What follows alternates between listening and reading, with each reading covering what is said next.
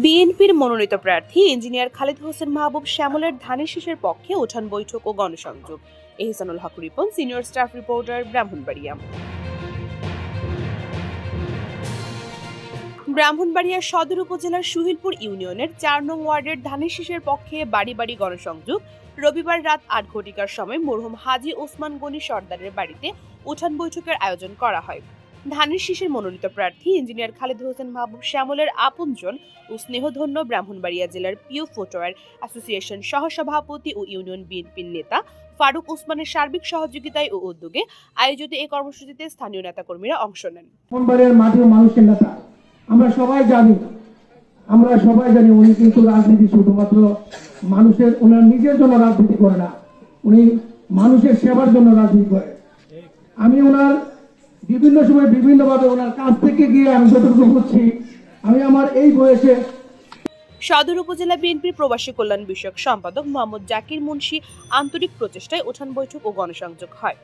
সুহিলপুর ইউনিয়নের ৪ ওয়ার্ডের সাবেক মেম্বার মোহাম্মদ চান মিয়ার সভাপতিত্বে বিশেষ অতিথি সুহিলপুর ইউনিয়ন বিএনপির সাংগঠনিক সম্পাদক আতিকুর রহমান রাশিদের সঞ্চালনায় প্রধান অতিথি হিসেবে বক্তব্য রাখেন ব্রাহ্মণবাড়িয়া জেলা বিএনপির সাবেক সহসভাপতি ও সুহিলপুর ইউনিয়নের সাবেক স্বর্ণপদক প্রাপ্ত চেয়ারম্যান আলহাজ মুবারক মুন্সি।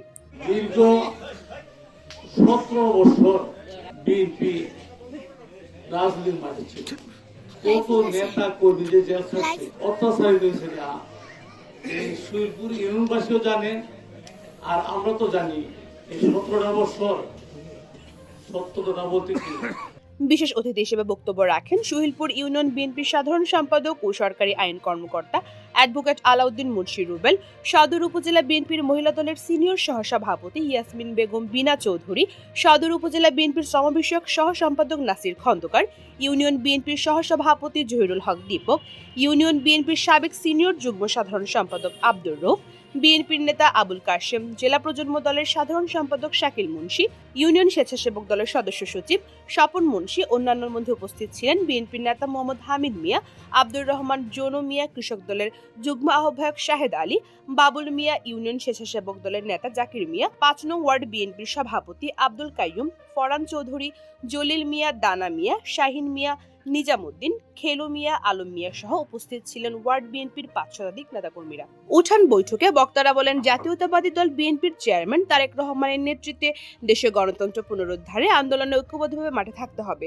আমাদের এই ৪ নম্বর ওয়ার্ড এবং ৫ নম্বর ওয়ার্ড এ সময় নেতৃবৃন্দরা ৪ নং ওয়ার্ডের পাড়া মহল্লার সবার কাছে তারেক রহমানের সালাম ও শুভেচ্ছা পৌঁছে দেন। সকাল ৭ ঘটিকার মধ্যে সকল ভোটারগণ যেন উপস্থিত থাকে এবং শতভাগ ভোট কাস্ট করার পরামর্শ দেন। বক্তারা আগামী জাতীয় সংসদ নির্বাচনে ধানের শীষ মার্কায় ভোট দিয়ে দেশ ও গণতন্ত্র পুনরুদ্ধারে ভূমিকা রাখার আহ্বান জানান। পূজা দত্ত, সারাবেলা নিউজ, ব্রাহ্মণবাড়িয়া।